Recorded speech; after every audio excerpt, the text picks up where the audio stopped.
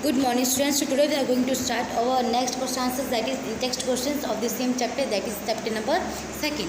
Okay, so page number 15 we have questions. That question first, what is mean by a pure substance? क्या pure substance से क्या समझते हो? What do you mean by pure substance? So substance having single type of particles is known as pure substance. ऐसे substance जिसमें single type के particles हो उसे क्या बोलते हैं?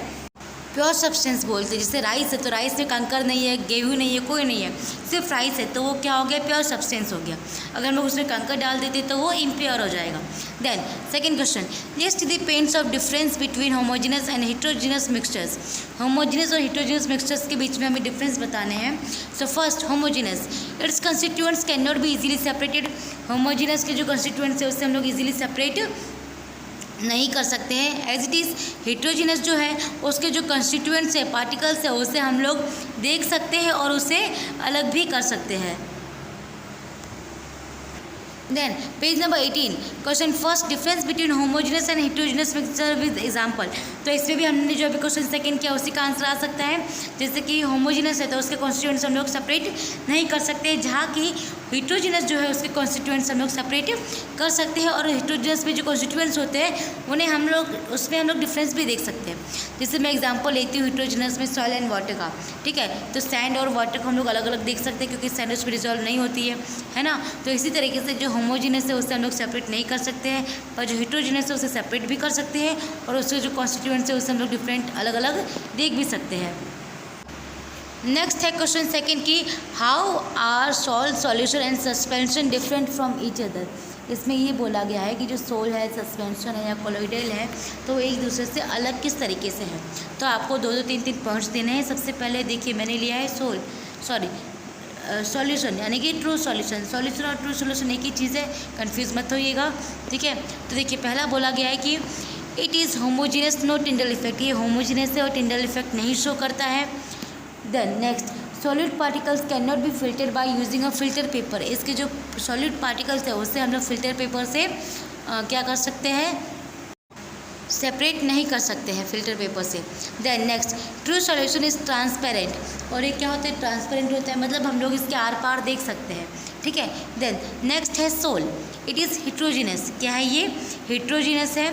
टिंडल इफेक्ट शोन, ये क्या करता है? टिंडल इफेक्ट दिखाता है। मैंने आपको बताया था कि अगर रोशनी आ रही है और उसमें क्या हो रहा है? पार्टिकल्स मूव कर रहे हैं तो वो हमें क्या दिखाएंगे? पार्टिकल्स की डायरेक्शन दिखाएंगे, तो उसे हम लोग बोलते हैं कि वो टिंडल इफेक्ट है, ठीक है। तो ये क्या है? हेट्रोजीनस और ये टिंडल इफेक्ट है।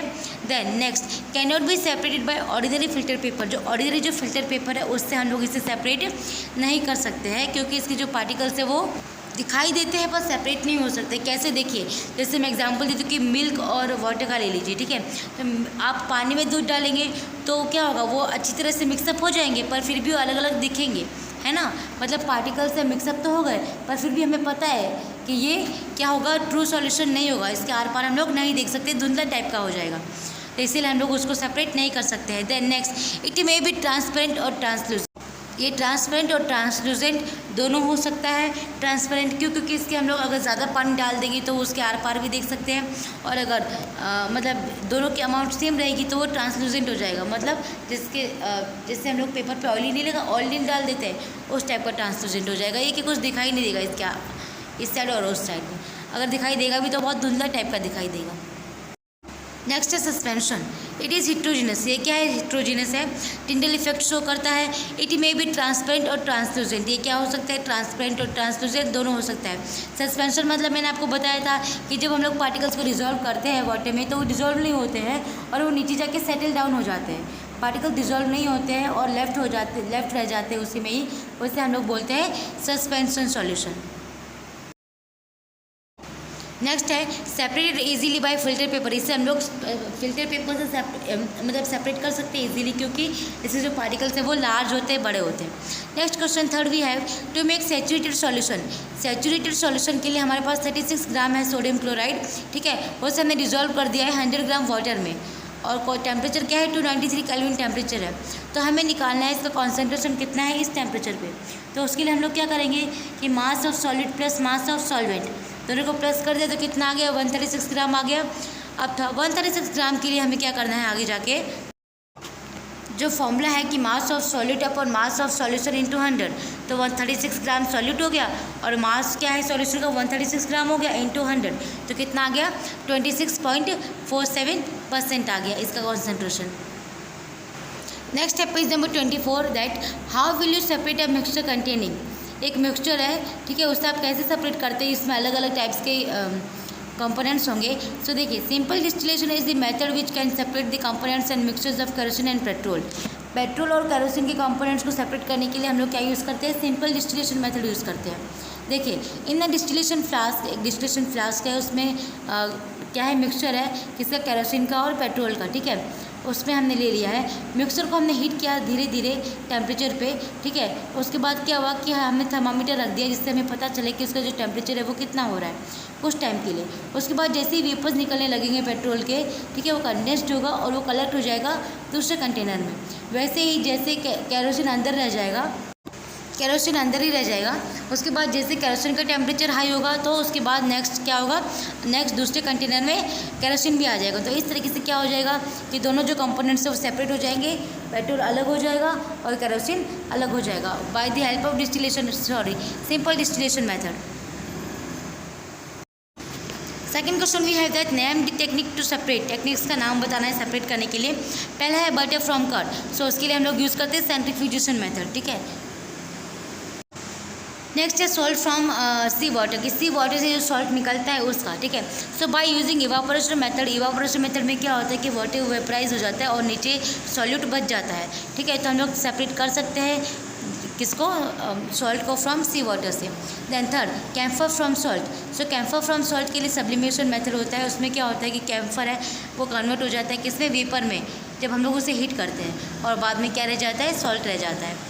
Question third we have what type of mixtures one separated by the technique of crystallization, कौन से ऐसे मिक्सचर्स है जिससे हम लोग सेपरेट करते हैं क्रिस्टलाइजेशन टेक्निक से। देन सॉल्यूशन है कि crystallization method can be used for the purification of those mixtures which contain insoluble और सॉल्युबल इम्प्योरिटीज़। क्रिस्टलाइजेशन मेथड उनके लिए यूज़ किया जाता है, जैसे कि प्यूरिफिकेशन के लिए यूज़ किया जाता है।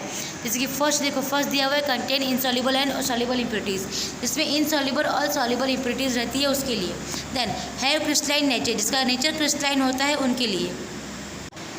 देन नेक्स्ट होता है can not be separated by filtration as some impurities are soluble, और उसके बाद क्या है कि वो फिल्ट्रेशन से मतलब सेपरेट नहीं हो सकते क्योंकि कुछ इम्प्योरिटीज़ ऐसी होती है जो सॉल्युबल होती है। देन क्वेश्चन फोर्थ, हमें इसमें बताना है कि कुछ ऑप्शंस दिए गए आपकी बुक में, देखिए उसमें से बताना है कि कौन से फिजिकल चेंज और कौन से केमिकल चेंजेस। तो पहला cutting of trees is a physical change, melting of butter in a pan, boiling of water to form steam, dissolving common salt in water, making a fruit salad with raw fruits. तो ये सब क्या है, physical changes है जिनके मतलब जिसमें कोई चेंज आए तो कोई न्यू प्रोडक्शन फॉर्म नहीं होता है। देन नेक्स्ट आता है केमिकल चेंजेस। तो केमिकल चेंजेस के लिए क्या है, रस्टिंग ऑफ अलमीरा, जैसे कि जंग लग जाता है, ठीक है, तो केमिकल चेंज क्योंकि उसके बाद आयरन की प्रॉपर्टीज ही चेंज हो जाती है जंग लगने के बाद। Then passing of electric current through water and the water breaking down in hydrogen and oxygen gases. जो वाटर है वो H2O होता है, ठीक है, तो जैसे इलेक्ट्रिक करंट पास थ्रू करेंगे तो इलेक्ट्रिक करंट के कारण क्या हो जाएगा, हाइड्रोजन अलग हो जाएगा और ऑक्सीजन अलग हो जाएगा, तो वाटर जो है वो गैसेज में कन्वर्ट होने लगेगा। Then burning of paper and wood, ठीक है, यानी कि पेपर को बर्न करो या फिर वुड को बर्न करो तो उसके बाद हमें ऐश मिलता है, पेपर या वुड नहीं मिलता, इसीलिए वो केमिकल चेंज हो जाता है। देन नेक्स्ट क्वेश्चन फिफ्थ की try segregating the things around you as pure substances और मिक्सचर्स, कि हमारे पास जो आसपास जो चीज़ें हैं उसे हम लोग किस तरीके से सेग्रेट कर सकते हैं वो देखना है।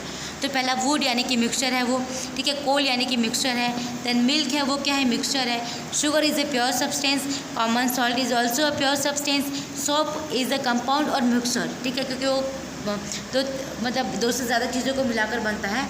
देन नेक्स्ट है soil, soil is a mixture क्योंकि सॉइल भी डिफरेंट टाइप्स कंपोनेंट से मिलकर बनता है।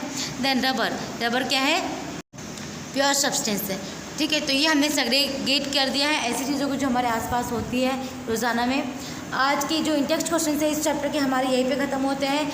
नेक्स्ट जो वीडियो होगी इसमें हम लोग एक्सरसाइज क्वेश्चंस करेंगे। Till then thank you.